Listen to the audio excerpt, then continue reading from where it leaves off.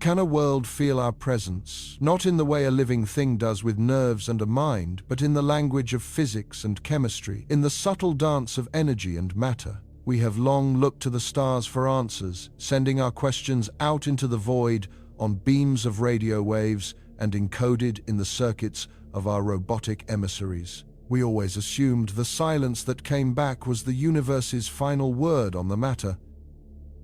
We assumed the planets we studied were passive subjects, magnificent but ultimately inert canvases upon which the laws of nature played out over eons, entirely indifferent to our fleeting gaze. We were wrong.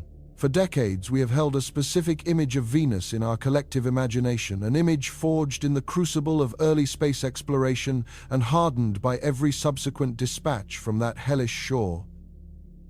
It is the sister world, the celestial twin to Earth in size and mass, yet a sibling twisted by some ancient catastrophic divergence. Where Earth blossomed with oceans and life, Venus choked, wrapping itself in a permanent, impenetrable shroud of sulfuric acid clouds. It became a planetary furnace, a pressurized tomb, where the air is a toxic soup of carbon dioxide, thick enough to crush a submarine, and the surface temperature, a staggering 900 degrees Fahrenheit, is hot enough to melt lead. It is a vision of damnation, a cautionary tale, written in the language of atmospheric chemistry, the ultimate portrait of a runaway greenhouse effect. We saw it as a finished piece.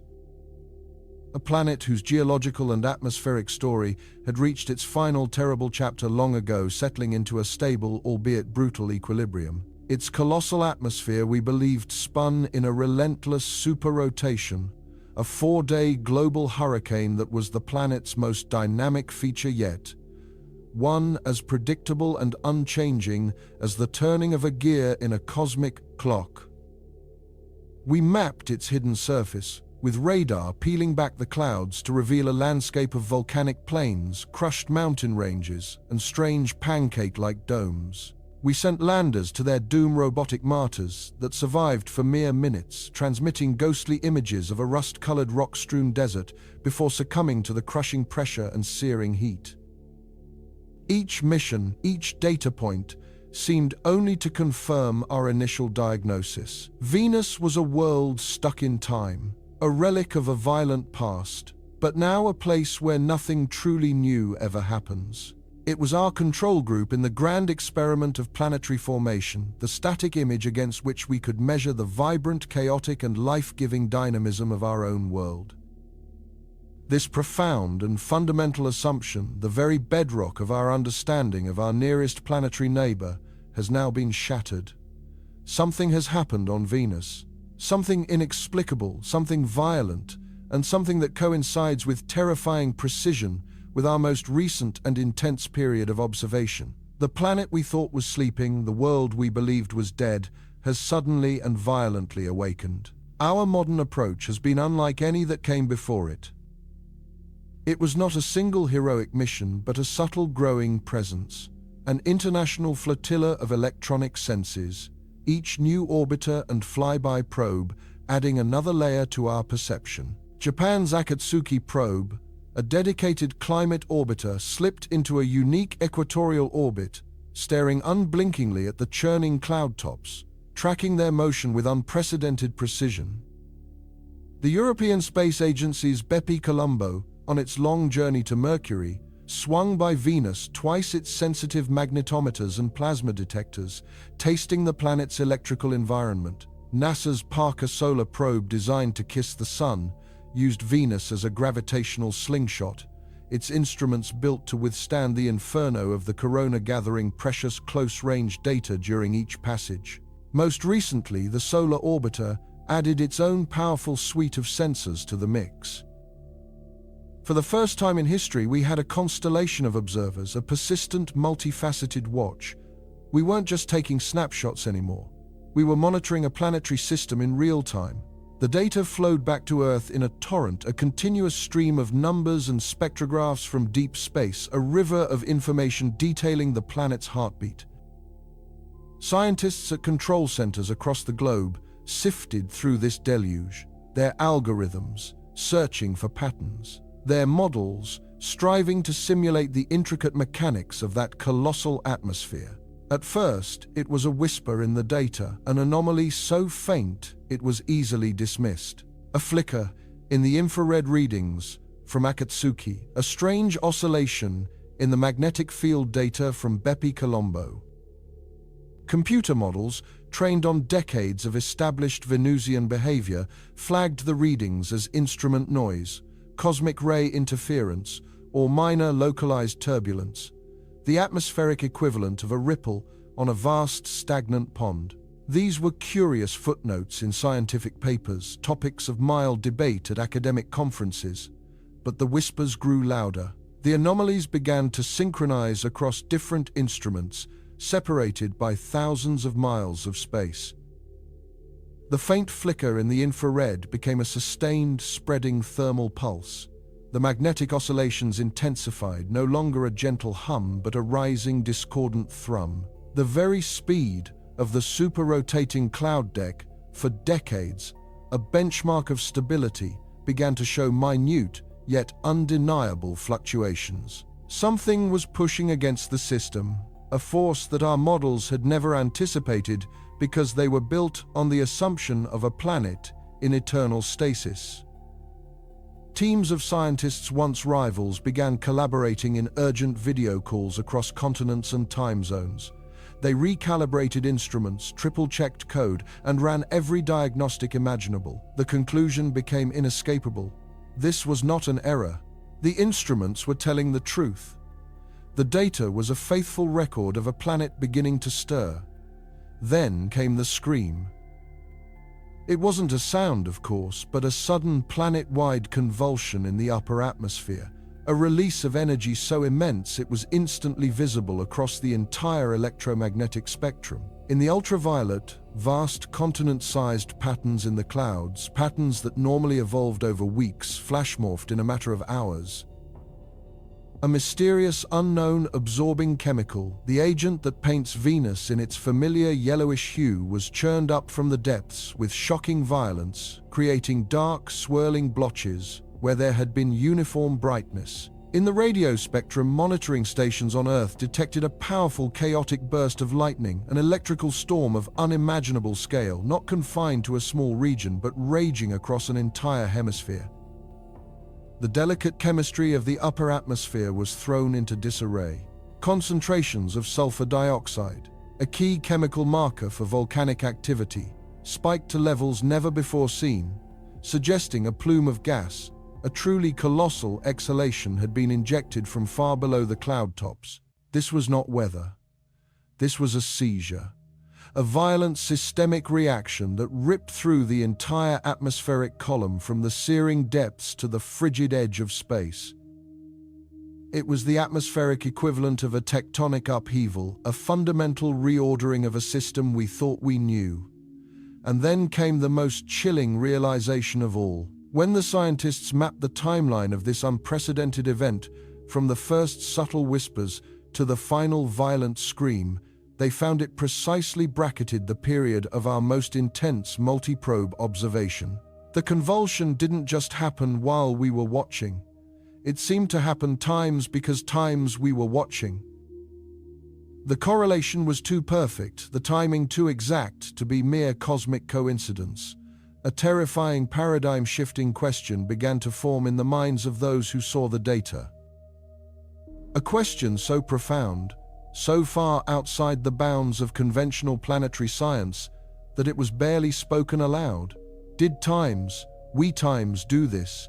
Did the combined electromagnetic presence of our probes, the constant pinging of their radar, altimeters, the focused energy of their communication beams, the subtle magnetic fields generated by their onboard electronics, did this confluence of artificial energies, however faint, cross some unknown threshold? Did we inadvertently pluck a string on Venus? A resonant frequency in its complex atmospheric or magnetic system that amplified our tiny influence into a planetary scale cascade? Or is it something even more profound? Perhaps our presence didn't create the event, but merely accelerated it, pushing a system already poised on a knife's edge of instability over the precipice. We came to observe, to be passive witnesses. But what if in the quantum reality of the cosmos, the act of observation is never truly passive? What if a planet, especially one as electrically charged and chemically volatile as Venus, can register the focused attention of another world? This single staggering discovery has transformed Venus from a dusty museum piece into the most compelling mystery in the solar system. The evil twin is no longer a simple cautionary tale, but a dynamic, reactive, and profoundly alien entity whose inner workings we have fundamentally misunderstood. The placid, predictable hellscape has revealed itself to be a place of shocking violence and bewildering complexity. All our old certainties have evaporated in the face of this atmospheric fury, replaced by a torrent of urgent, vital questions. What is the precise mechanism behind this reaction? Is it a chemical chain reaction triggered in the acidic clouds, an electrical discharge phenomenon connecting the upper atmosphere to the ionosphere? Or could it be geological, a sign that the planet we pronounce dead is in fact still volcanically active on a scale that dwarfs anything on Earth, and our arrival just happened to coincide with a truly gargantuan eruption? The implications are staggering. Not just for our understanding of Venus, but for our search for life elsewhere in the universe. We have always looked for worlds in stable, gentle orbits, planets in a state of tranquil equilibrium we call the habitable zone. But what if some worlds are different? What if some planetary systems are capable of this kind of rapid, violent change? What if life, should it exist, must contend not with gradual evolution, but with sudden periodic convulsions of its own environment? We stand at a precipice of knowledge, staring across a chasm at a world we thought we knew, only to find it a stranger. The journey to understand what has happened is just beginning. It is a detective story on an interplanetary scale. The clues are buried in petabytes of telemetry, in the faint spectral signatures of exotic gases, and in the complex physics of plasma interactions. The suspects range from the mundane to the utterly bizarre. To solve this mystery, we must travel with the scientists as they race to build new models, to devise new theories that can account for a planet that refuses to behave as it should.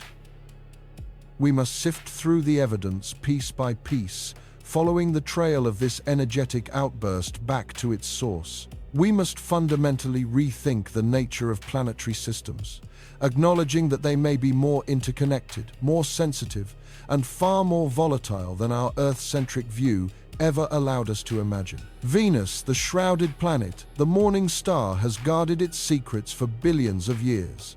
Now, in response to our touch, it has finally violently begun to reveal them. And what they tell us may not only rewrite our textbooks, but also forever change how we see our own place in the cosmos, as we are forced to confront the unsettling possibility that we are not just silent observers of the universe, but active participants capable of eliciting a response from the very worlds we seek to understand.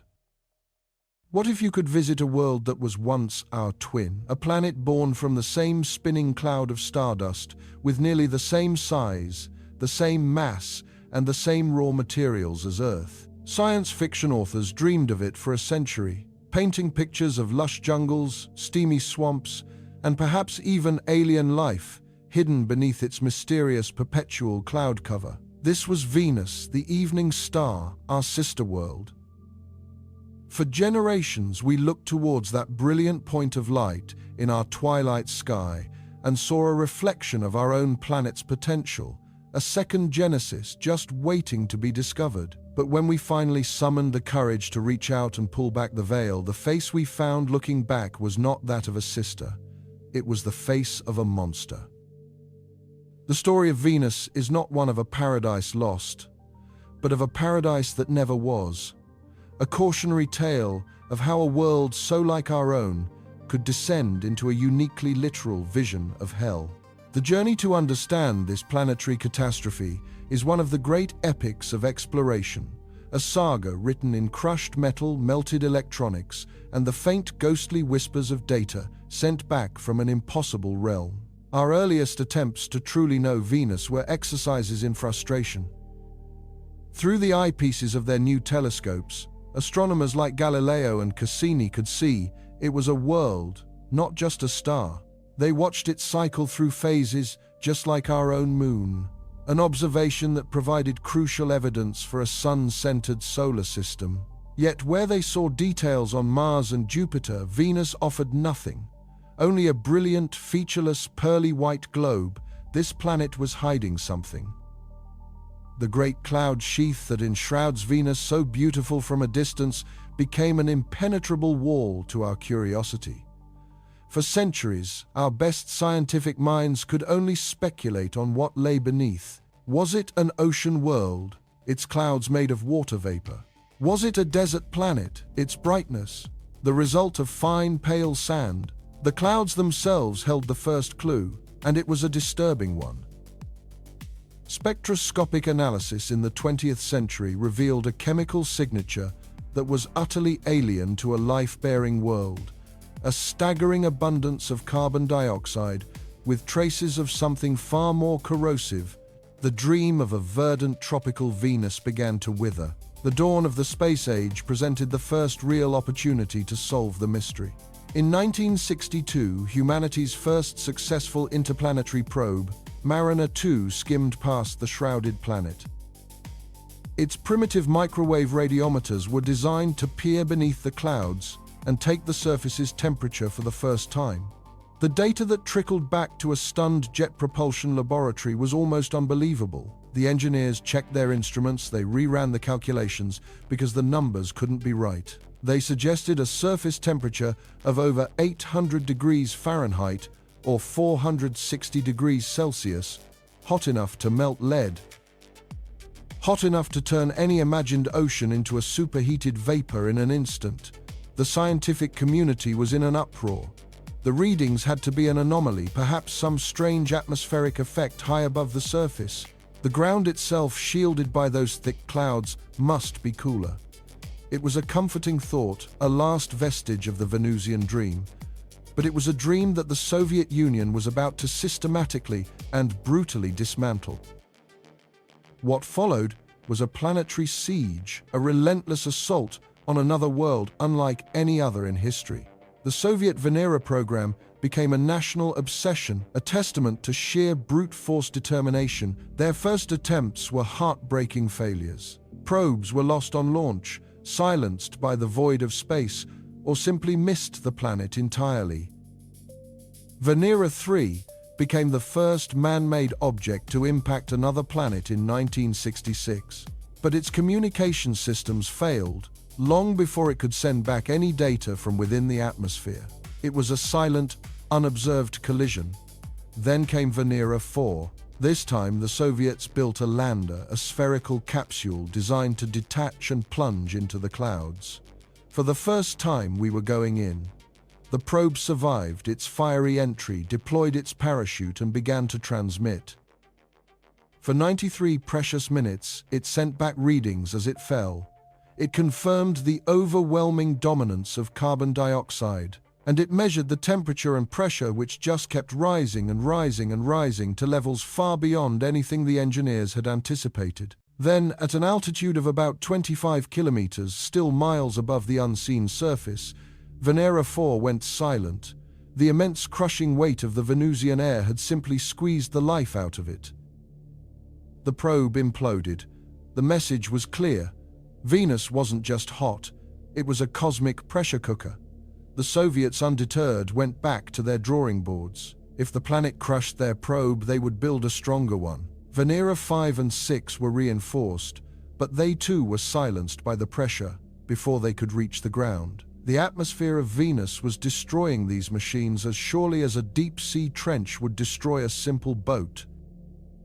So for Venera 7, the Soviets built a submarine.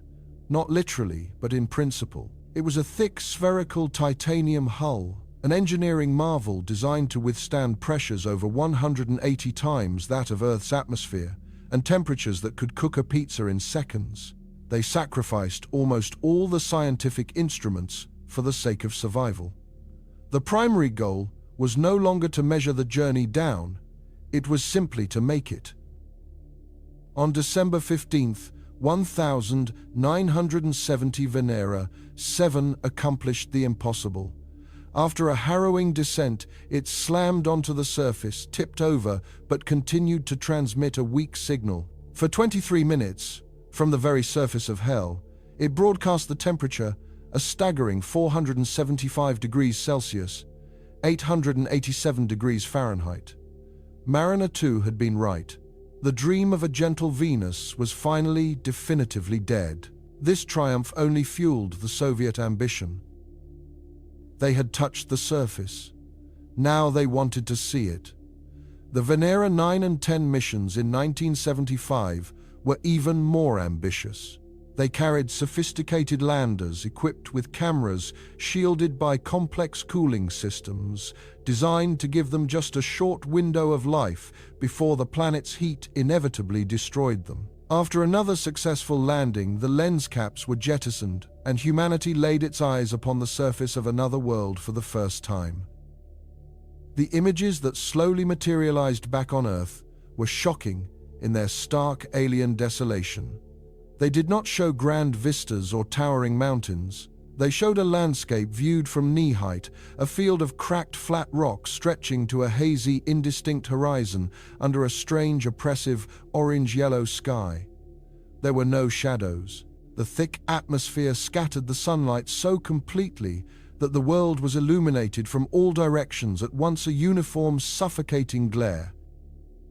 It was a scene of profound geological stillness, yet one could almost feel the immense violence of the heat and pressure contained within it. It looked like the bottom of a furnace or the floor of a forgotten primordial ocean baked dry. These were dispatches from a truly alien realm, a place so hostile that the landers themselves could only survive for about an hour before their systems cooked, and they fell silent forever, becoming permanent monuments to our fleeting fighting versing curiosity. Later missions Venera 13 and 14 would send back color images and even drill into the soil, confirming it to be a form of volcanic basalt. They captured the sounds of Venus, not wind, but the groaning of their own machinery and the faint crackle of electronics dying in the heat. While the Soviets focused on these heroic suicidal dives to the surface, America took a different approach. In 1978, the Pioneer Venus mission arrived composed of two separate spacecraft. The first was an orbiter designed to map the planet's clouds in ultraviolet light and study the upper atmosphere from a safe distance. The second was the multi-probe, a clever craft that carried 4 separate, smaller probes. This was not a brute force attack on a single point, but a coordinated, widespread infiltration. The 4 probes, 1 large and 3 small, were released into the atmosphere at different locations across the planet, plunging towards the surface without parachutes. They were not designed to survive the landing, but to broadcast a continuous stream of data during their descent, painting the first truly 3-dimensional picture of the Venusian atmosphere. Their combined data created a comprehensive profile of the atmosphere, from its highest wisps down to the scorching depths. They confirmed the multi-layered cloud structure composed not of water, but of droplets of concentrated sulfuric acid.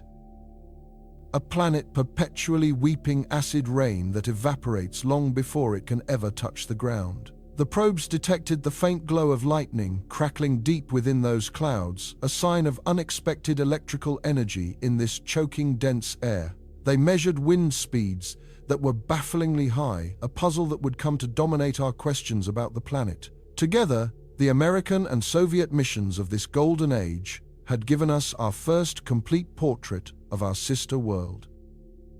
It was a portrait of a planetary nightmare.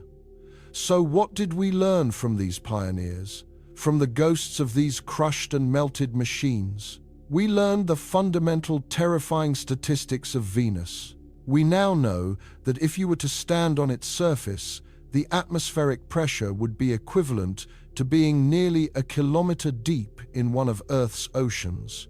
It would not just be a weight on your shoulders, it would be an immense uniform force compressing you from every direction.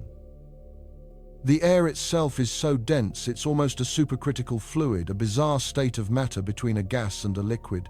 Moving through it would feel less like walking and more like wading through a thick, hot soup. That air is composed of 96% carbon dioxide, a greenhouse gas so concentrated that it has trapped the sun's heat for billions of years, creating a thermal runaway that shows no signs of stopping. This is the infamous runaway greenhouse effect.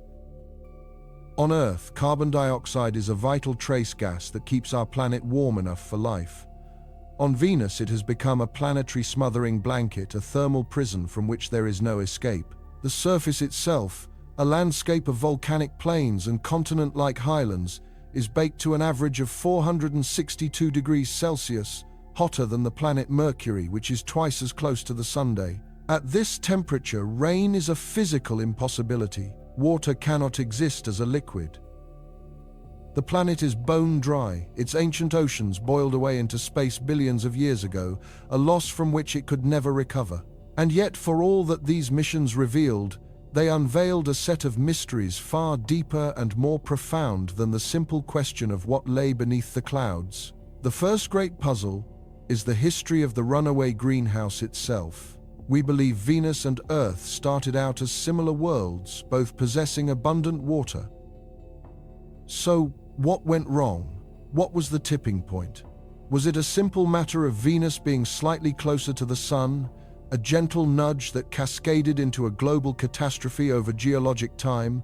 Or was there a more dramatic event, perhaps a period of unimaginable volcanic activity that belched so much carbon dioxide into the air that the climate system simply broke? Understanding this divergence is not merely an academic question about a distant world. It is a vital inquiry into the stability of planetary climates, including our own.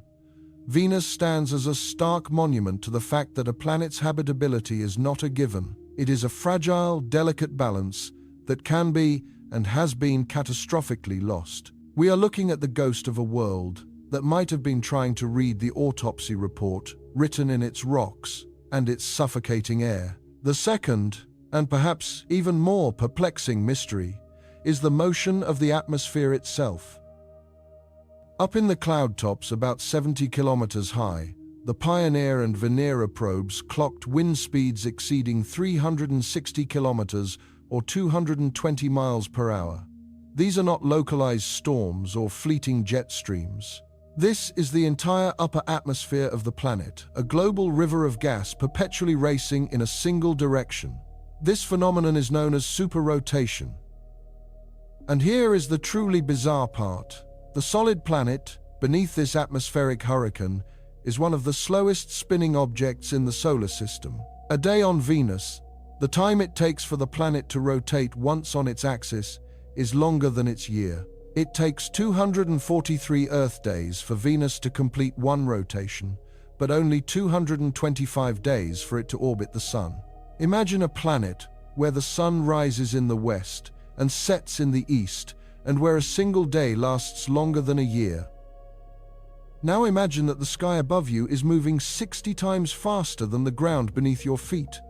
The entire atmosphere circulates the globe in just 4 Earth days, a planetary-scale hurricane that never ever stops. This defies our understanding of planetary physics. On Earth, our fastest jet streams are fundamentally driven by the planet's rapid rotation.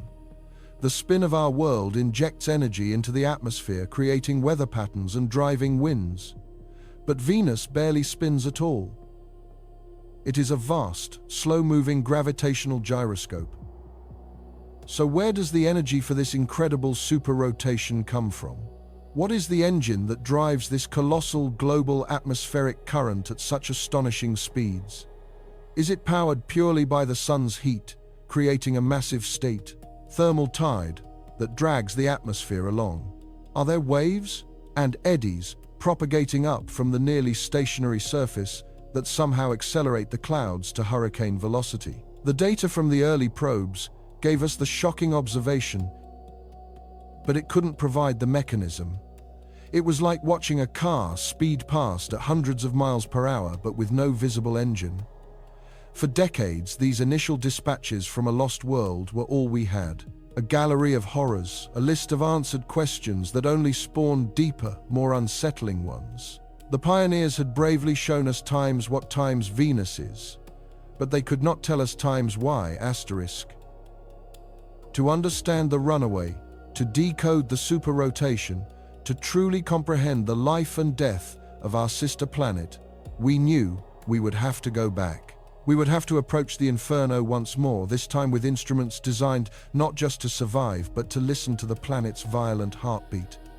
And so for decades, Venus remained a ghost in our machine, a solved problem we had dangerously misunderstood. The data from the Soviet Venera landers and the American Magellan orbiter had painted a portrait of a planet that was fundamentally static. A world caught in a feedback loop of unimaginable heat and pressure, its weather system a monotonous planet-girdling superrotation. A cosmic furnace, yes, but a predictable one. The scientific community, enticed by the siren song of potential life on Mars and the jewel-box wonders of the outer solar system, largely turned away. Venus was yesterday's news, a cautionary tale written in acid and basalt. The silence that followed was profound, an intellectual interregnum where our nearest planetary neighbor became a stranger once more. But in the quiet corners of aerospace engineering, a new ambition was stirring. Not in the sprawling facilities of NASA or Roscosmos, but from a nation with a deep-seated tradition of precision and audacious engineering, Japan. The Japan Aerospace Exploration Agency JAXA saw what others had missed. They understood that we hadn't solved the mystery of Venus. We had merely sketched its prison walls without understanding the prisoner inside. The key, they reasoned, was not to conquer the surface again, nor to simply map its hidden topography from a repetitive circular orbit. The key was to understand the times engine times of the planet itself, its atmosphere. To do this required a new kind of eye in the sky, a new philosophy of observation. It required a machine that could think like a meteorologist, not just a geologist. This machine would be named Akatsuki, Japanese, for dawn, a name pregnant with hope, a promise to pull back the night on a forgotten world. Akatsuki was designed from the ground up to challenge every assumption. Past orbiters like Magellan had hugged the planet in tight, nearly circular paths. This was perfect for radar mapping, giving a consistent high-resolution view of the terrain hidden beneath the planet's opaque sulfuric acid veil. But for studying a dynamic, layered and chaotic atmosphere, it was a blindfold. It was like trying to understand the majesty of a hurricane by staring at a single wave. You see the intricate detail, but you lose the magnificent, terrifying context. The JAXA engineers devised a radically different approach. Akatsuki would be placed into a profoundly eccentric, highly elliptical orbit. This was not a timid embrace. It was a daring, repeated dance with the planet. For days, the spacecraft would swing far out into the void, reaching an apoapsis, its farthest point hundreds of thousands of kilometers away.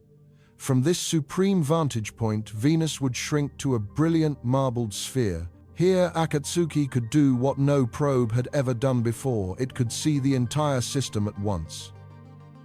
It could watch the colossal weather patterns, the vast continent-sized cloud formations, and track their movement and evolution over a full planetary canvas. It could perceive the global symphony of chaos, not just a few isolated notes. Then, having gathered its wide-angle masterpiece, gravity would take hold.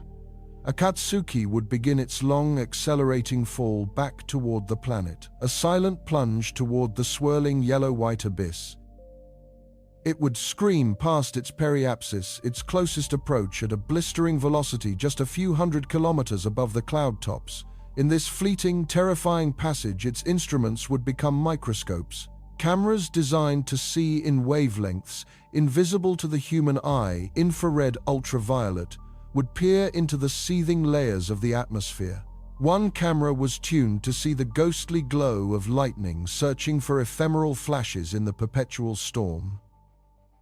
Another, the long-wave infrared camera, could measure cloud-top temperatures, mapping the thermal structure of the hurricane-force winds. The ultraviolet imager would track the mysterious, unknown chemical that absorbs UV light in the upper clouds, a substance that may be fundamental to understanding the planet's runaway energy budget. This orbital ballet, this rhythmic shift from a macro to a micro perspective, was the mission's genius. It was a cosmic zoom lens, offering both the grand, sweeping narrative of the planet's weather and the intimate, detailed story of its chemical and electrical life. It was designed to capture not a static image, but a living, breathing system. In December of 2010, after a 6-month journey from Earth, the moment of truth arrived. The world watched, holding its collective breath. Akatsuki fired its main orbital insertion engine to slow down, to allow itself to be captured by Venus's immense gravitational embrace. The burn was meant to last for 12 critical minutes, a 12-minute whisper of thrust that would decide the fate of a billion-dollar mission and the hopes of a generation of planetary scientists. But something went terribly wrong. The engine sputtered. The thrust was uneven, catastrophic. Communications from the probe became erratic, its orientation unstable. The burn cut off prematurely. Mission control in Sagamihara fell into a stunned, heartbreaking silence. Akatsuki, instead of gracefully entering orbit, had failed to slow enough. It flew past Venus, a wounded bird unable to find its perch. It had become a ghost ship cast out into the lonely darkness of interplanetary space, doomed to an aimless orbit around the Sunday. The dream of a new dawn on Venus had seemingly died in a flash of ceramic dust and vaporized fuel millions of kilometers from home. For any other mission, this would have been the end. A tragic, expensive failure, a press conference filled with regret, a quiet decommissioning. But the spirit of the Akatsuki team was more resilient. They did not give up. For 5 years, they tracked their lost probe as it circled the sun, a silent companion to the very planets it was meant to study. Engineers on Earth worked tirelessly, running countless simulations. They discovered the cause, a blocked valve, a faulty ceramic nozzle, and realized the main engine was permanently destroyed. But they also found a sliver of hope. The probe's secondary thrusters, the small attitude control engines, were still functional. Could they be used? Could these tiny engines, designed for delicate orientation adjustments, perform the Herculean task of orbital insertion? It was a long shot, an audacious, almost desperate plan. They would have to fire these low-power thrusters for an agonizingly long duration, a full 20 minutes of sustained, perfectly choreographed thrust. One misfire, one imbalance, and the probe would be sent tumbling out of control forever. On December 7th, 2015, 5 years to the day after the initial failure, humanity asked for a second chance. The command was sent. The tiny thrusters fired. On Earth, engineers and scientists could do nothing but wait. The minutes stretched into an eternity. Then confirmation. Telemetry pouring in from the probe showed a change in velocity, a change in trajectory. Akatsuki had been snared. It was in orbit. Against all odds, the ghost ship had come home. It wasn't the orbit they had originally planned for. This new path was even more extreme, a vast looping trajectory that would take it 13 days to circle the planet. But it was a stable orbit. The mission was alive. The dawn had been delayed, but it had finally miraculously arrived.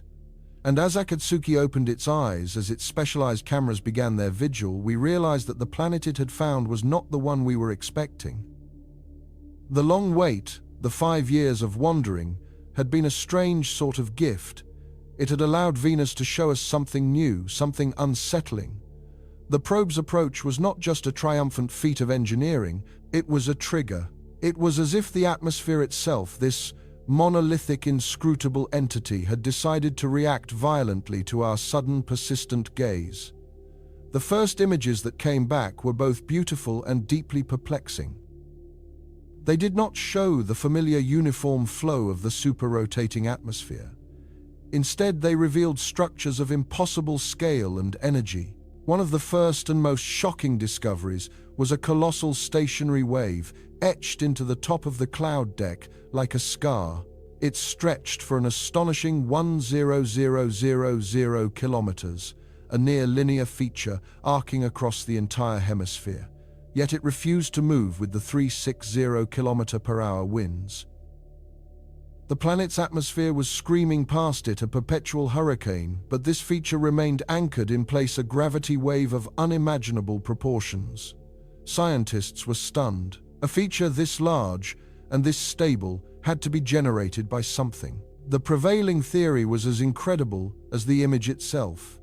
The wave was a kind of atmospheric reflection, an echo of a massive mountain range on the surface over 60 kilometers below. Imagine air flowing over a mountain on Earth, creating ripples in the clouds above. Now amplify that phenomenon to a planetary scale. The thin, insignificant atmosphere of Earth simply cannot support such a structure. But Venus, with its dense, soupy atmosphere, a fluid more akin to an ocean, was creating a standing wave so enormous it defied all our terrestrial experience. It was a direct visible link between the hidden, hellish surface and the highest reaches of the atmosphere. A sign that the planet was not a set of disconnected layers, but a single, integrated, and ferociously powerful system.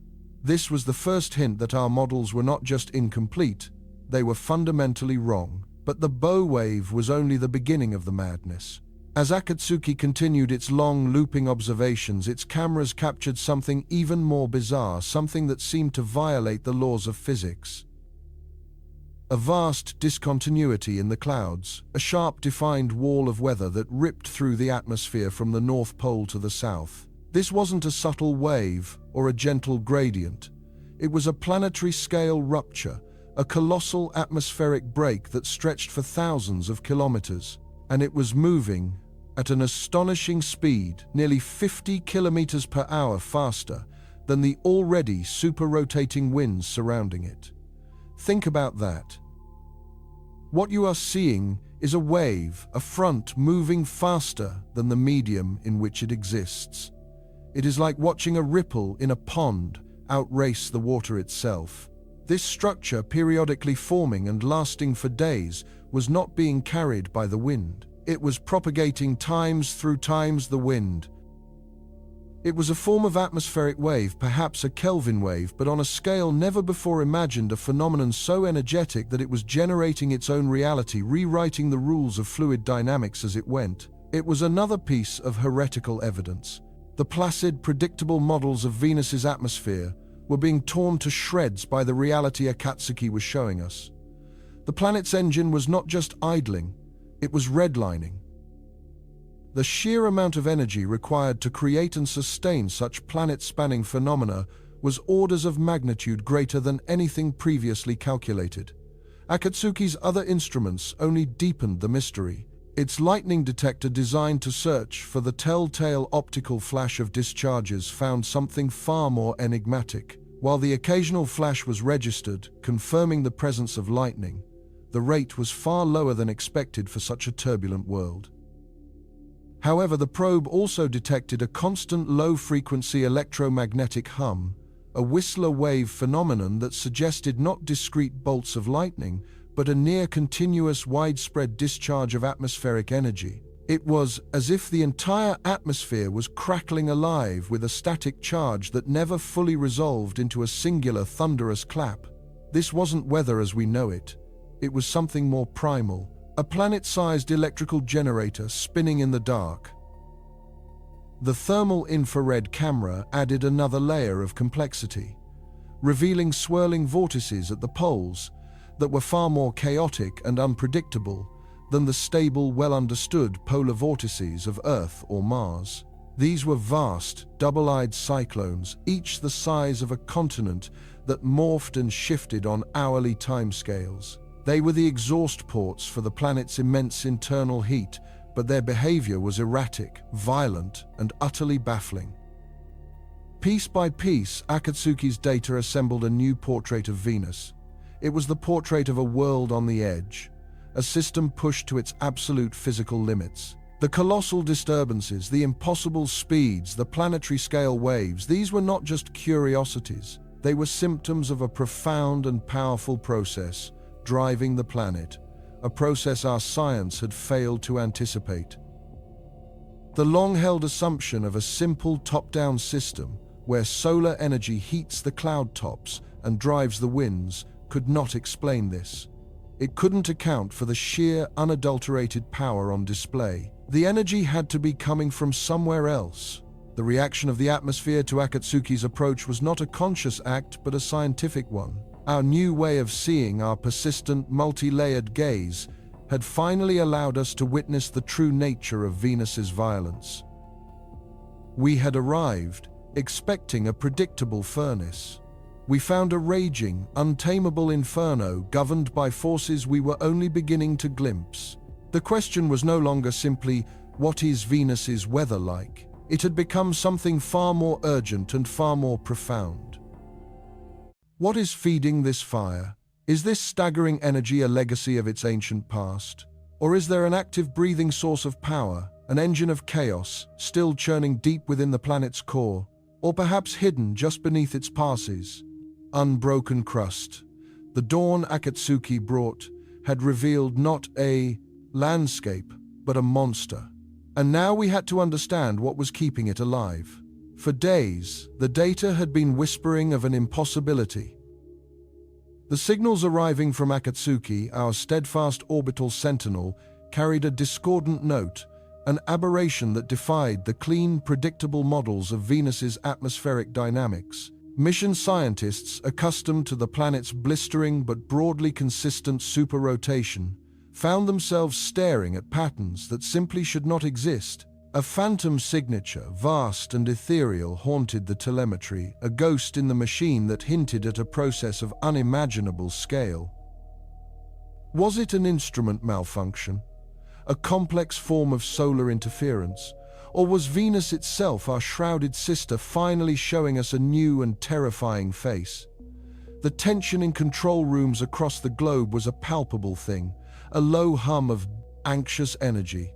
As every diagnostic was run, every sensor recalibrated.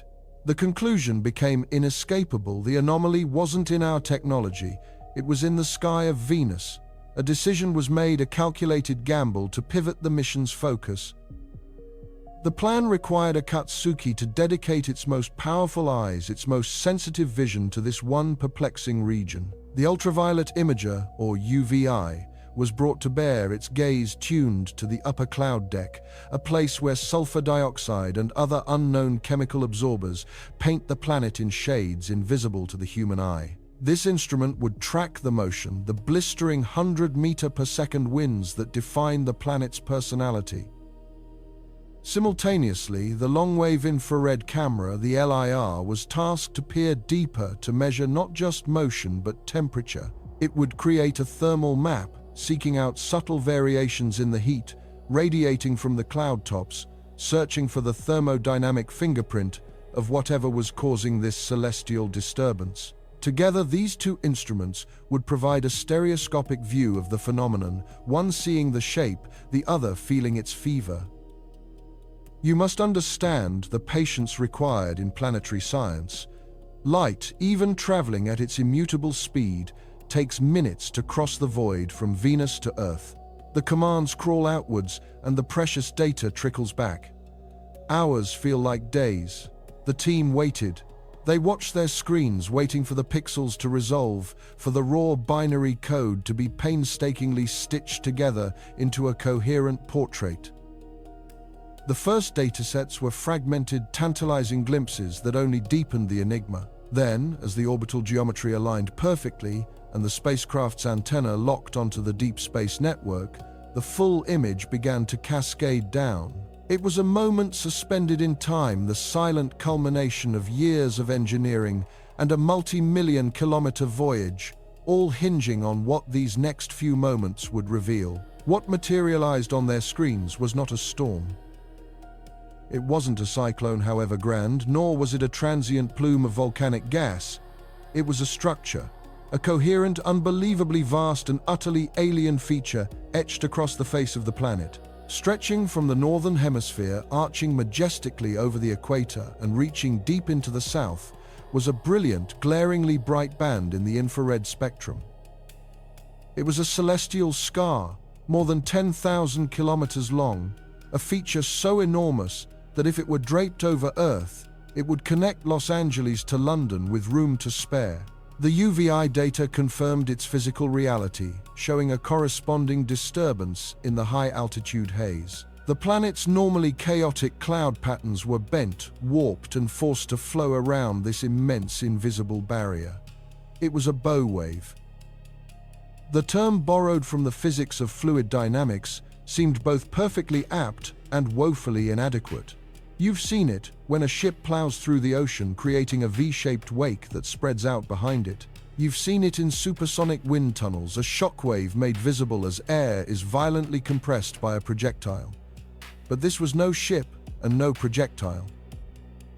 This was a wave of atmospheric pressure and temperature, a planetary scale ripple frozen in place against an atmospheric torrent moving at over 360 kilometers per hour. The sheer audacity of it was breathtaking.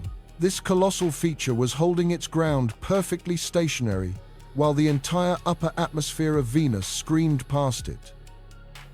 It was a mountain made of air, a gravitational anchor cast into a supersonic sea, and it was a phenomenon that had never been witnessed anywhere else in the solar system. To grasp the physics at play, we must journey deep into the heart of atmospheric science. What the Akatsuki team had discovered was the largest, most perfect example of an atmospheric gravity wave ever recorded. Now, this term can be misleading. It has nothing to do with the gravitational waves predicted by Einstein, those ripples in space-time itself created by colliding black holes. Instead, an atmospheric gravity wave is a disturbance in a fluid medium, in this case, the thick Venusian air, where the planet's own gravity is the restoring force. Imagine a placid lake. If you push down on one section of the water, it sinks, but the surrounding water rushes in to fill the void, creating a bulge. Gravity then pulls that bulge back down, overshooting the equilibrium and creating a trough. This oscillation propagates outwards as a wave. On Earth, we see these waves constantly, though on a much smaller scale. Air flowing over a mountain range is pushed upwards, cools, and then gravity pulls it back down on the other side, creating a series of ripples, or Lee waves, that can stretch for hundreds of kilometers, sometimes visible as elegantly striped clouds. What the scientists were seeing on Venus was this exact principle, but amplified to a terrifying and sublime degree. This was not a ripple in a terrestrial sky. This was a fundamental planetary process laid bare. The brightness of the feature in the infrared camera told a crucial part of the story. Brightness in this spectrum means heat. The wave was significantly warmer than the surrounding atmosphere, indicating that the air within it was being forced downwards. As the gas descended, it was compressed by the increasingly dense layers below, causing its temperature to spike dramatically. This colossal wave was a standing region of atmospheric compression, a relentless planet-spanning downdraft. The sheer energy required to sustain such a feature was orders of magnitude beyond anything planetary scientists had thought possible. But its most baffling characteristic, the one that truly shattered existing paradigms, was its stationarity. It refused to move. The clouds of sulfuric acid, which act as tracers for the wind, were observed racing through the wave. You could watch them on the ultraviolet images, entering one side of the disturbance and being shot out the other like debris flowing past a boulder in a river. The wave itself, however, remained locked in place, a fixed feature relative to the planet's surface far, far below.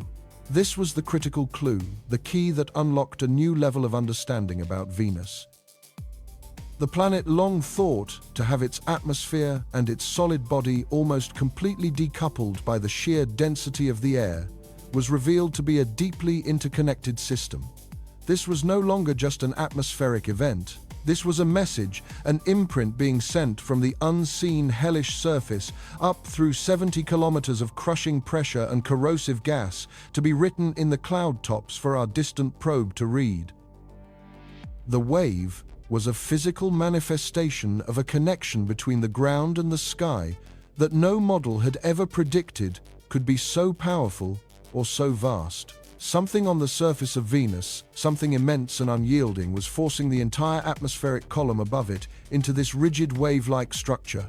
The planet was in a very real sense holding its breath. The discovery transformed our view of Venus overnight. It was no longer a simple world of uniform, super-rotating winds. It was a place of hidden dynamism, of violent vertical connections, and of geophysical forces that could sculpt the very air into continental-scale architecture. The Akatsuki team had confirmed the violent reaction they had been chasing. It was this magnificent, silent atmospheric shockwave, a structure of pure force and temperature. Its appearance wasn't a coincidence. It was directly tied to the timing of their observations. A persistent feature that had likely existed for eons, waiting for a technologically advanced species to build the right set of eyes and point them in the right direction, right time. They had solved the initial mystery, identifying the times, what times, with breathtaking clarity. They had found the smoking gun. But in doing so, they had stumbled upon a far deeper, more profound, and perhaps more unsettling puzzle. The evidence was irrefutable. This colossal gravity wave was being generated from below. It was being anchored to the crust.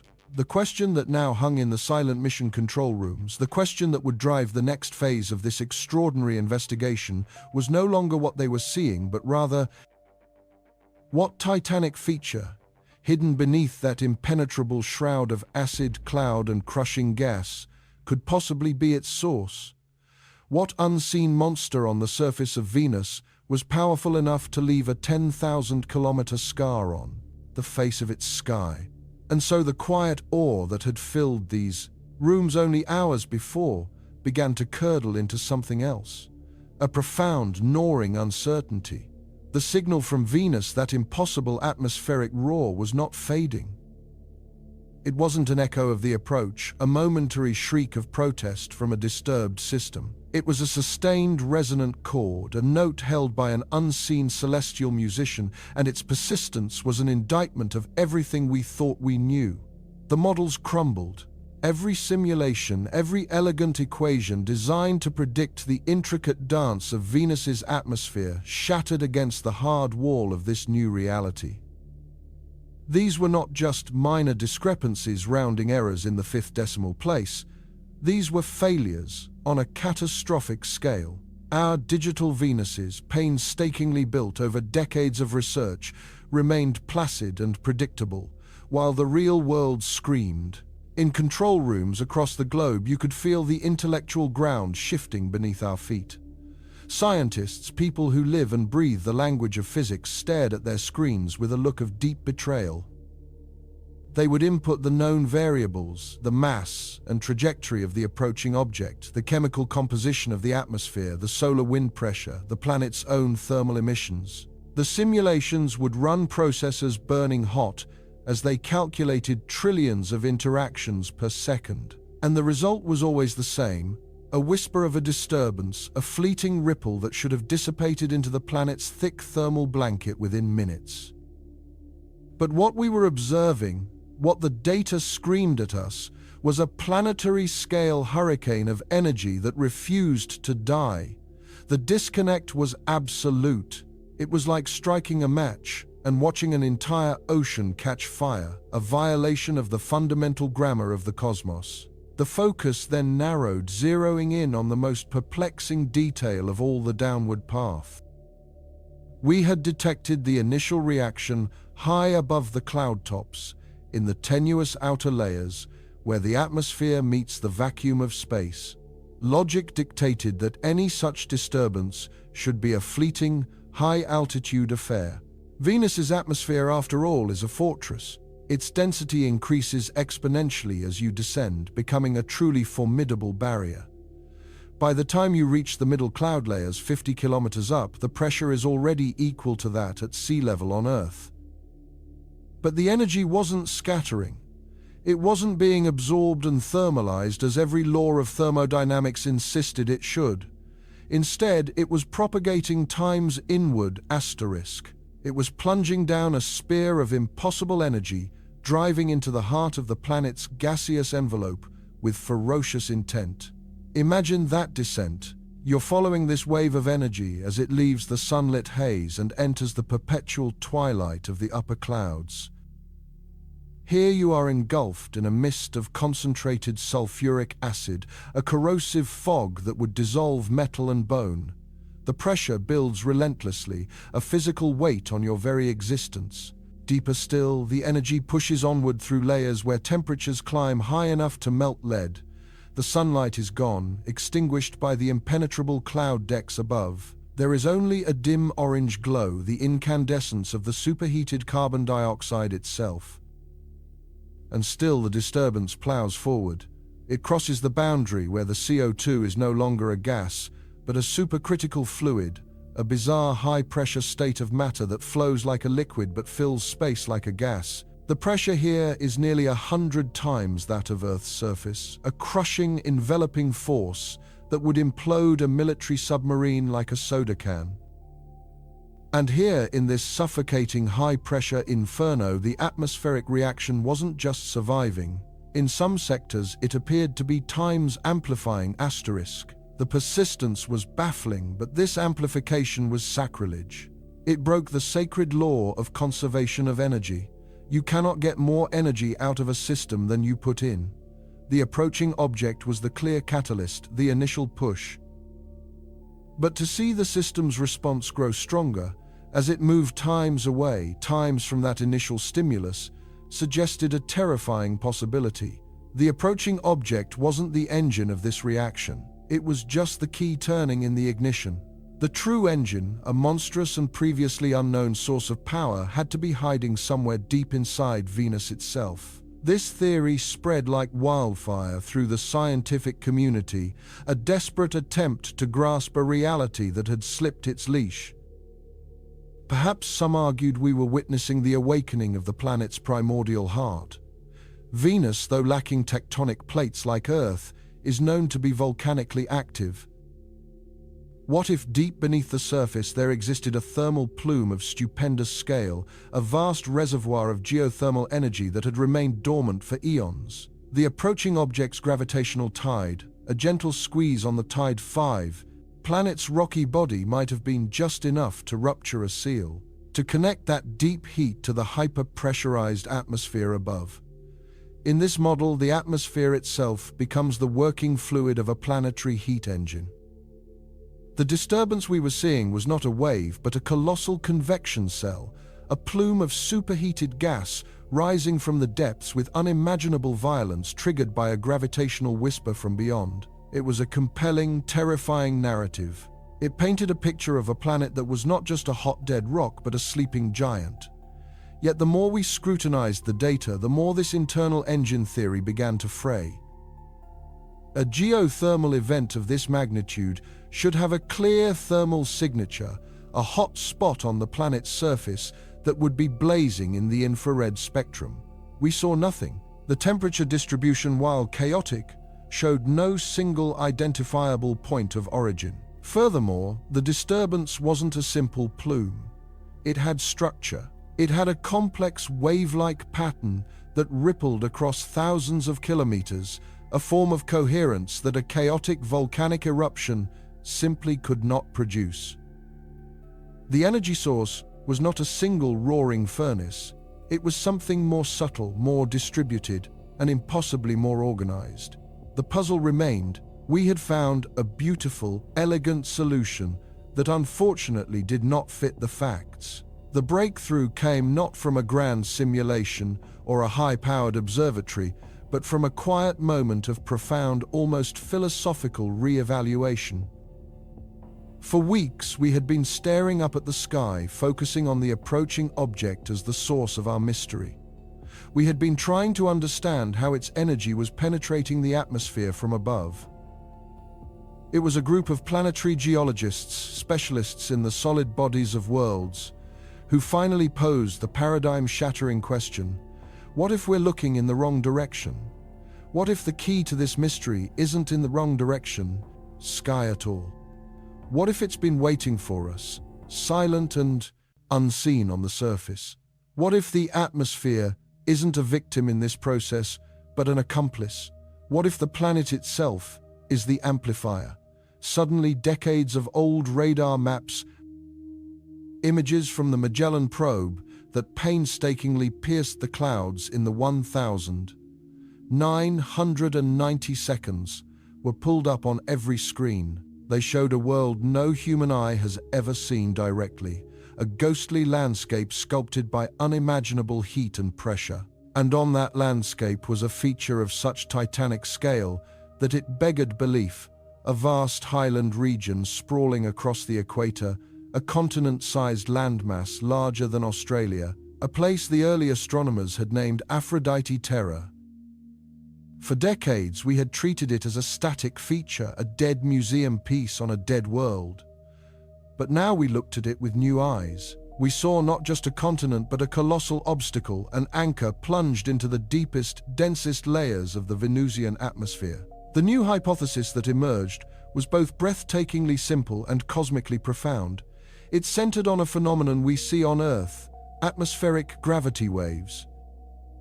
When wind flows over a mountain range on our own planet, the topography forces the air upward. Gravity then pulls that displaced air back down. This push and pull creates a ripple, a wave of pressure that can travel for thousands of kilometers through the atmosphere. They are usually invisible, ethereal ghosts in the air. But on Venus, the conditions are unlike anything on Earth. The atmosphere at the surface is not a gas. It is a supercritical fluid 100 times denser than our air.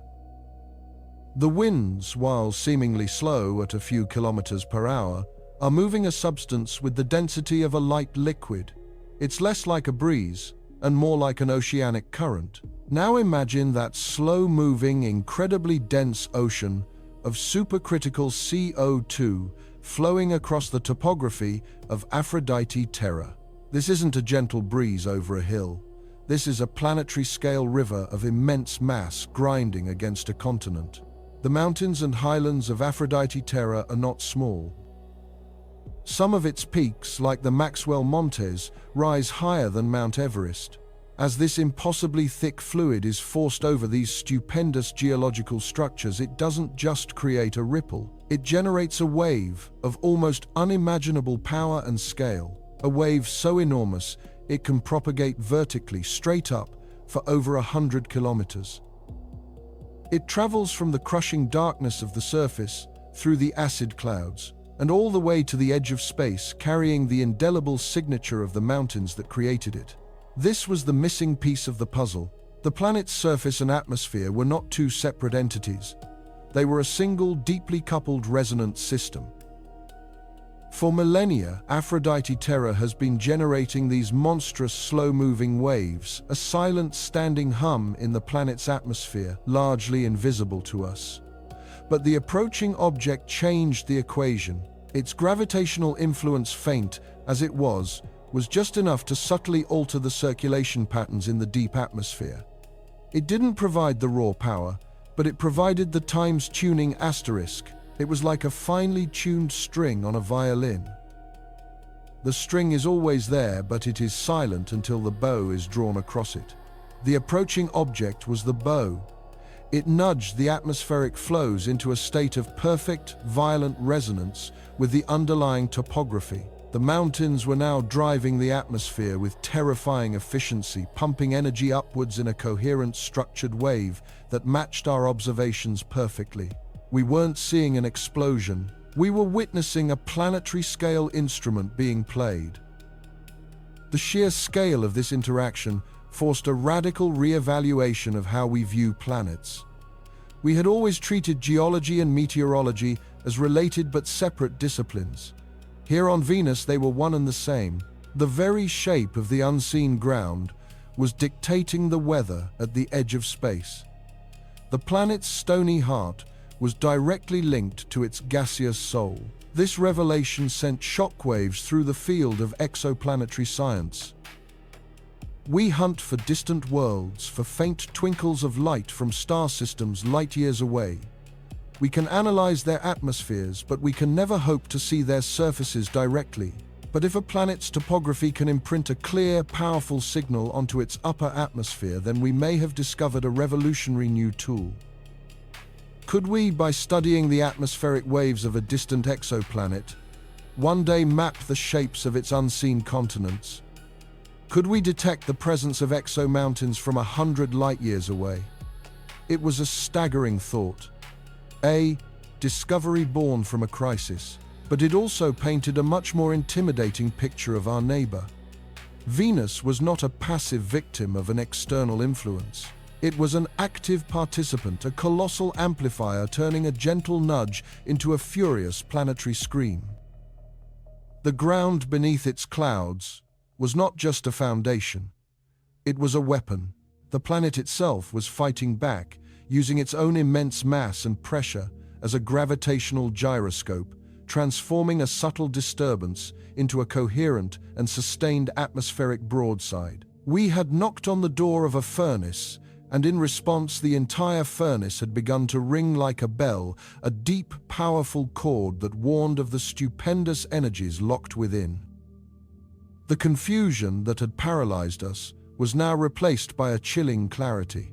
We had a theory, a wild, audacious theory, that fit every single data point. It explained the power, the persistence, and the structured wave-like nature of the disturbance. It explained the downward path of influence, reframing it as an upward path of generation. But a theory, no matter how elegant, is not proof. The new urgent question became, how do we confirm it? How can we prove that a hidden continent is shaping the sky? The models would need to be rebuilt from scratch this time, treating the planet and its atmosphere as a single dynamic entity. And we would need to look for the smoking gun, a specific frequency, a unique modulation in the atmospheric wave that could only be produced by the specific, jagged topography of Aphrodite Terra. The hunt was on. We were no longer staring into a chaotic storm of inexplicable energy. We were now listening for the specific resonant voice of a hidden mountain, and we needed to find it before the approaching object got any closer. And so we were left adrift with an intractable puzzle. Every new dataset, every fresh telemetry stream from Akatsuki's vigilant orbit only deepened the mystery of Venus's atmospheric fury. The planet's response was too coherent, too vast to be random weather.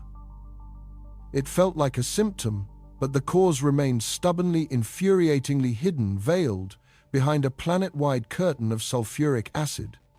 The models we had, the theories we clung to, were all failing. They were like trying to predict a tidal wave by studying a single drop of water.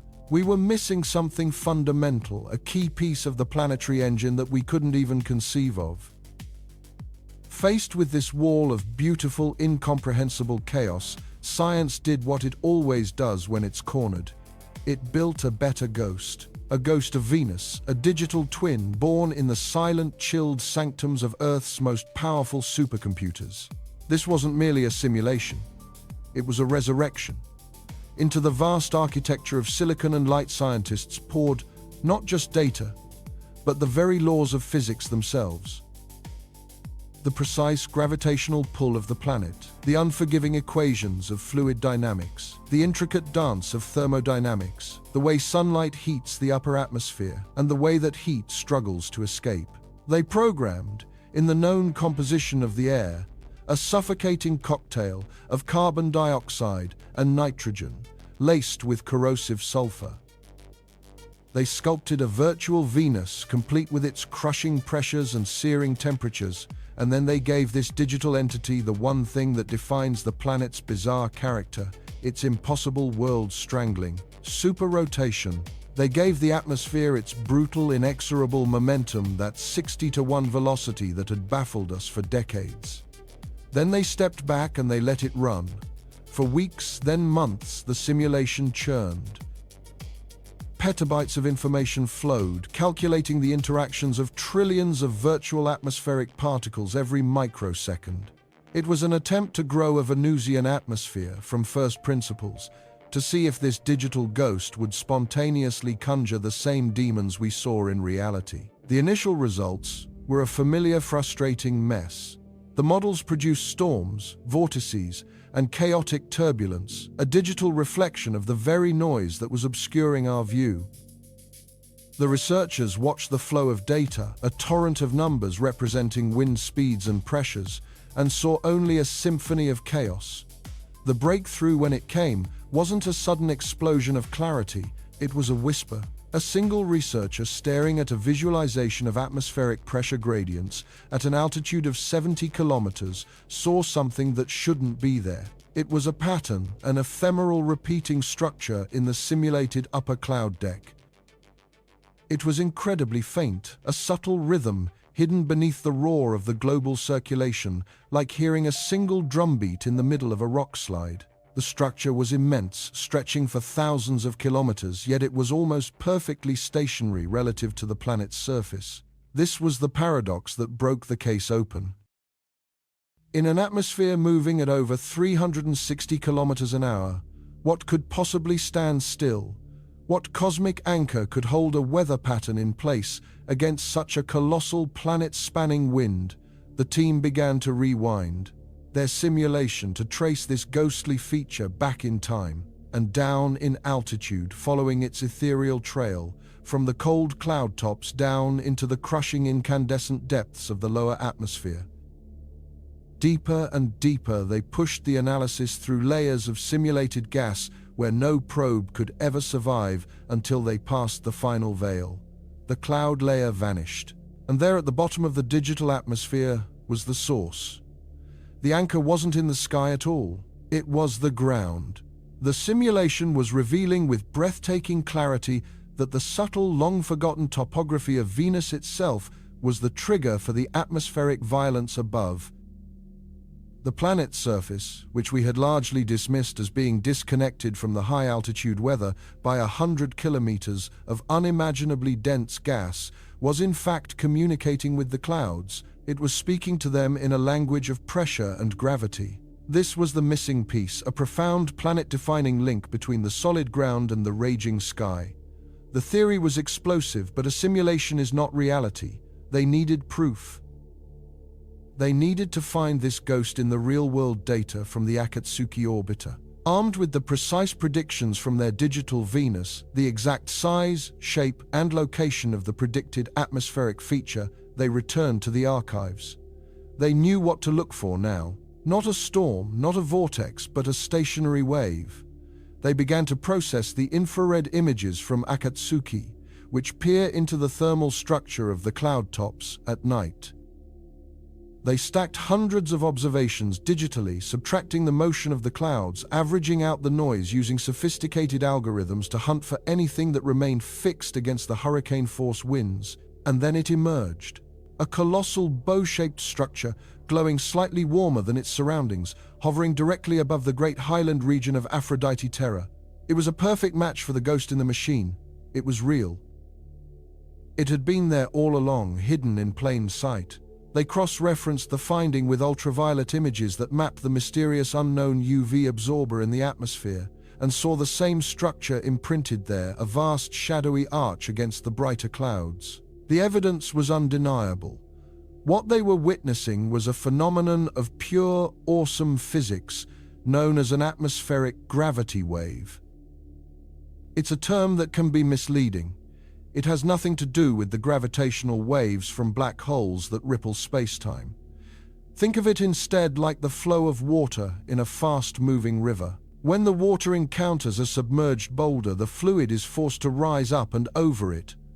On the downstream side, a wave forms, a standing wave, that remains stationary even as the water rushes through it. On Venus, the entire super-rotating atmosphere is that river, a planet-spanning torrent of dense carbon dioxide, and the submerged boulder, that is a mountain.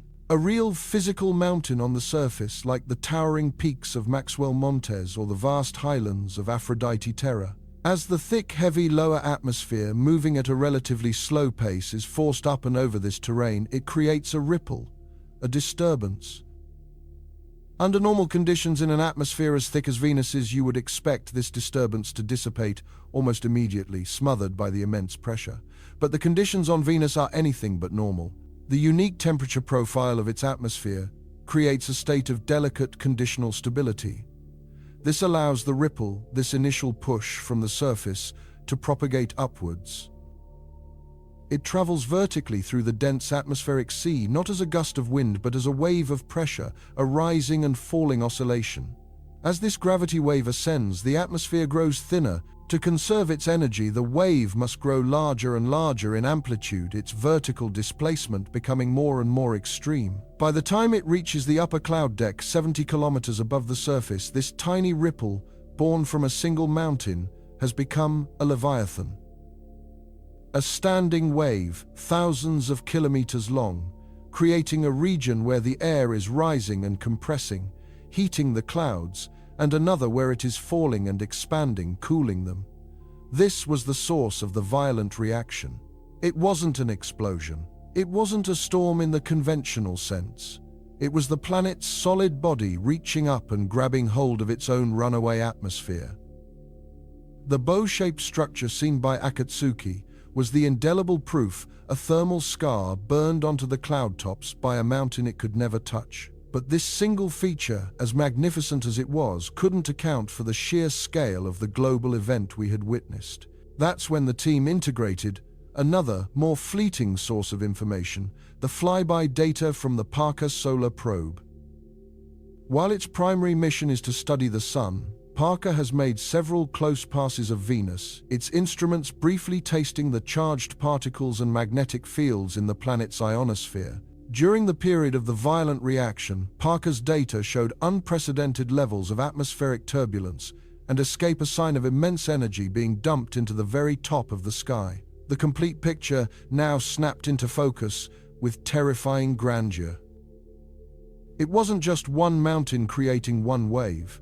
It was a confluence of events. The specific stability profile of the atmosphere at that moment, perhaps influenced by subtle shifts in solar radiation, had created the perfect conditions for these waves to propagate with extreme efficiency. Dozens, perhaps hundreds, of topographical features on the surface, not just the great mountains, but subtle ridges, craters, and vast sloping plains, were all generating their own gravity waves simultaneously.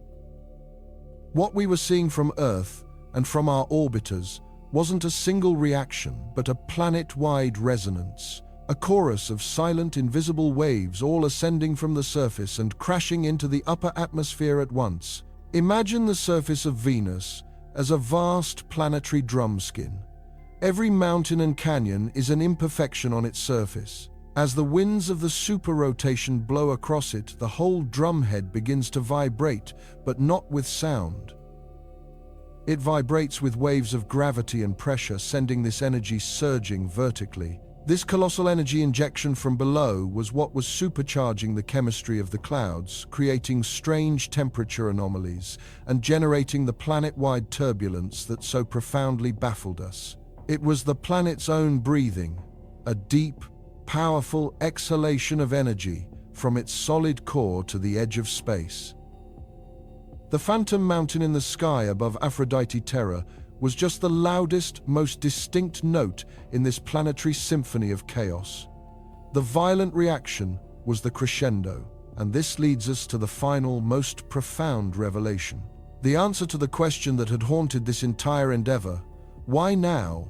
Why did we witness this unprecedented event at this exact moment in time? The truth is both humbling and exhilarating.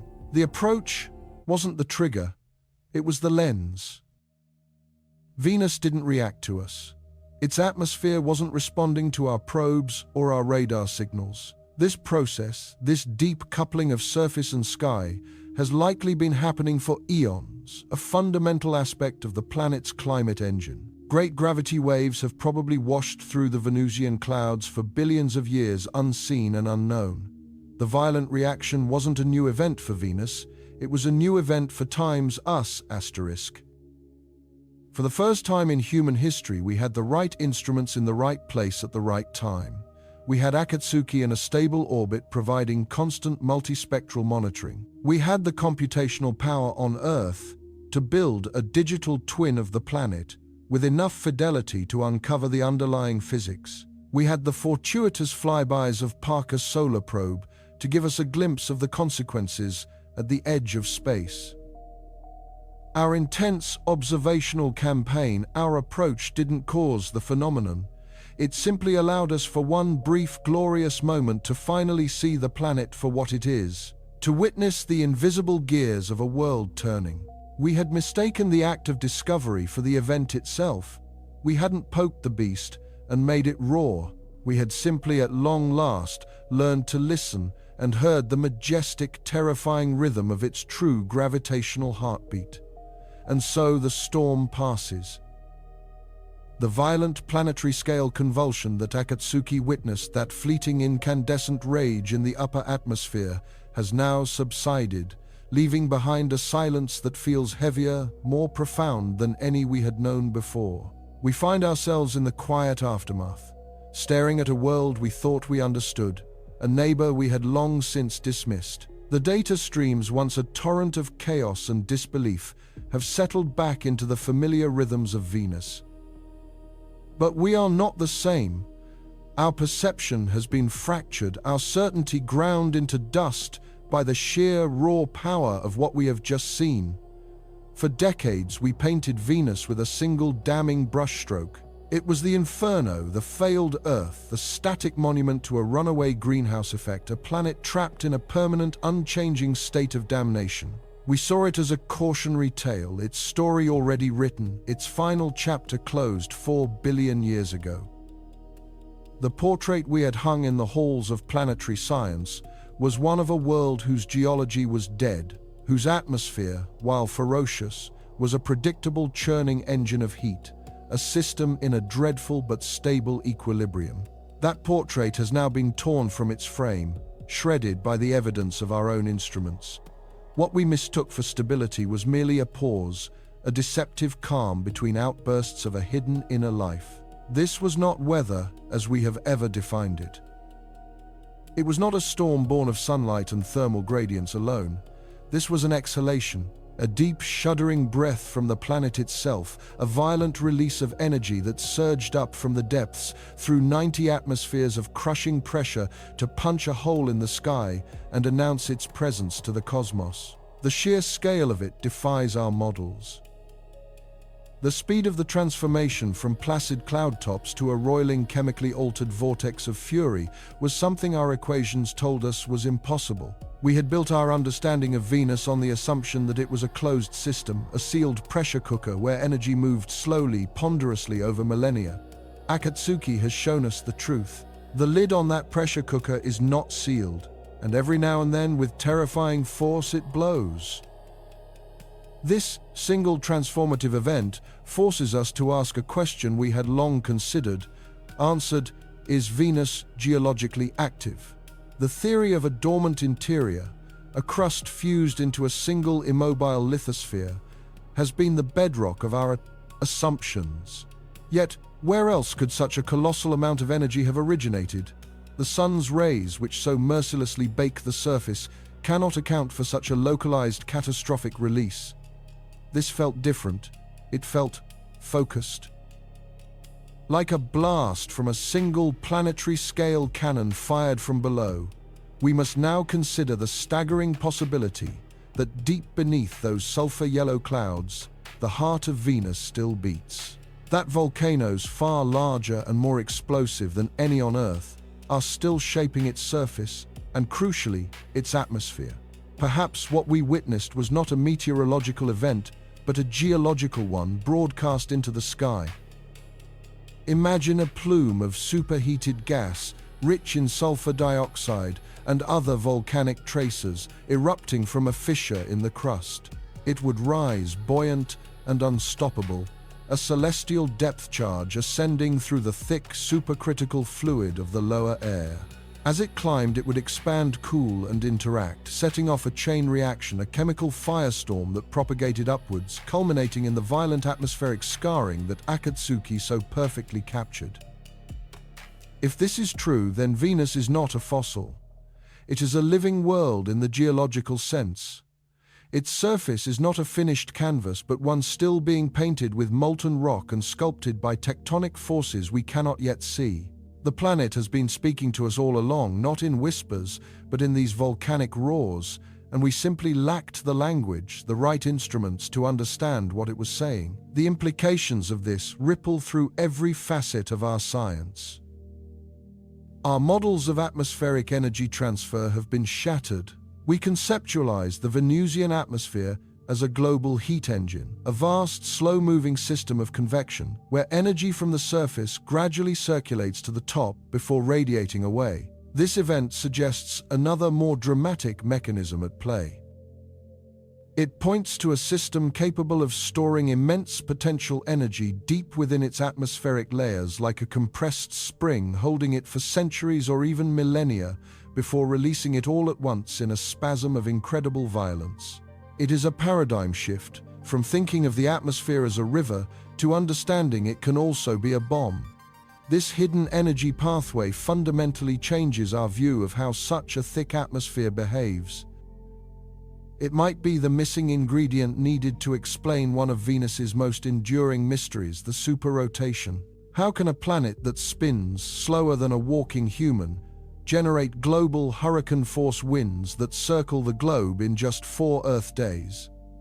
We have theorized about thermal tides and atmospheric waves, but none of our models have perfectly recreated the phenomenon. But what if these massive episodic energy injections from below are the engine? What if these geological outbursts act like a giant paddle, periodically slapping the base of the atmosphere and imparting the tremendous momentum required to keep the entire system spinning at such an impossible speed? The weather on Venus, it seems, may be driven not just by the sun, but by the very fury of the planet's own internal furnace. It is a chilling and exhilarating thought. We are no longer just studying the sky of another world. We are studying the complex, violent interplay between a planet's molten heart and the acidic heavens that shroud it from view. The shockwaves from this discovery, however, do not stop at the edge of the Venusian system. They travel across the interstellar void, reaching out to the thousands of distant worlds we have found orbiting other stars. For years, we have used our own solar system as a Rosetta Stone to interpret these exoplanets. Our models for what constitutes a terrestrial world were built on the examples of Mercury, Earth, Mars, and Venus. Countless worlds discovered by telescopes like Kepler and TESS fall into a category we've come to call Venus-like planets of a similar size and mass, orbiting their stars at a distance that would likely trigger a runaway greenhouse effect. And based on our old static portrait of Venus, we have largely dismissed them. We labeled them as hellish, inert, and uninteresting dead ends in the search for habitable environments. We saw their thick, hazy atmospheres, and assuming they behaved like we thought Venus's did, we moved on. That assumption, we now know, was catastrophically flawed. The violent reaction in Venus's atmosphere is a revelation. It is a brand new type of biosignature, or more accurately, a times geosignature asterisk. A fingerprint of a planet that is internally active and dynamic. Now, when we point the James Webb Space Telescope at a hazy super-Earth hundreds of light-years away, we will not just be looking for the telltale signs of water or methane. We will be hunting for the echoes of a Venusian roar.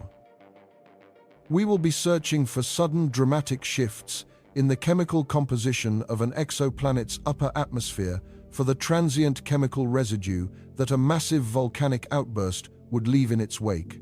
A world we might have labeled as dead yesterday could, in light of this discovery, reveal itself tomorrow as a world of incredible dynamism, a place with active volcanism, and a complex, energetic atmospheric system. And where there is geological activity, there is the potential for the chemical ingredients for life to be churned up from a planet's interior and delivered to its surface or atmosphere. Venus in its fury has not closed a door on habitability. It has blown open 100 new ones we never knew existed. It has forced us to re-evaluate what it means for a world to be alive, expanding the definition beyond the narrow biological sense to include the raw, untamed power of geology itself. Our entire search strategy for life beyond Earth has been subtly but irrevocably recalibrated. The hell next door has just become our most important laboratory for understanding the vast diversity of terrestrial worlds across our galaxy. It is a gift delivered to us on the back of a cataclysm, a moment of profound, unexpected clarity. We can no longer afford to look away, and so we stand on the cusp of a new golden age of exploration, with Venus at its fiery heart. The questions have changed, and with them so must the missions. Our previous voyages were designed to answer the questions of the 20th century. What is the surface like? What is the composition of the clouds? How hot is it? We sent probes designed for a static world, landers built to survive for a few precious hours on a predictable surface. They were magnificent achievements, but they were tools built to study a museum piece. Now we know we are not exploring a museum. We are attempting to enter a live volcano. The next generation of probes must be fundamentally different. They must be detectives sent not just to measure a static state, but to hunt for the source of this incredible activity, to listen for the planet's next cry. Imagine a mission like Veritas, an orbiter designed to map the surface with radar of such astonishing resolution that it could detect the subtle rise and fall of the ground, the telltale signature of a breathing magma chamber below. Or Da Vinci, plus a probe that will not just skim the atmosphere, but plunge directly into it, tasting the exotic gases with a sensitivity 1,000 times greater than its predecessors, sniffing for the fresh, unmistakable chemical scent of a recent volcanic eruption as it descends through the stave clouds. And we dream of even bolder ventures. Long-lived landers, perhaps powered by advanced radioisotope systems that could deploy seismometers onto the surface. For the first time, we would have an ear to the ground, listening for the deep resonant rumbles of venusquakes, tracking the movement of magma as it surges through the crust, giving us a direct window into the planet's violent heart. We envision fleets of balloons floating for months in those more temperate layers of the atmosphere, 50 kilometers up, acting as a global surveillance network, waiting, watching, ready to converge on the site of the next great atmospheric breach, to witness it from the inside. The technical challenges are immense, perhaps the greatest we have ever faced in planetary exploration. The heat, the pressure, the corrosive acid. Venus will not give up its secrets easily. But the imperative to go back has never been stronger. The violent reaction Akatsuki saw was not just an event, it was an invitation, a challenge hurled across the vacuum of space. It was Venus, the shrouded planet, the morning star, finally beginning to lift its veil, revealing not a dead world but a creature of immense and terrifying beauty. It has shown us that its story is not over. A new, explosive chapter has just begun. And our journey, our shared human quest to understand our place among the worlds, now has a new, urgent destination. We must return to the fire. We must go back to Venus,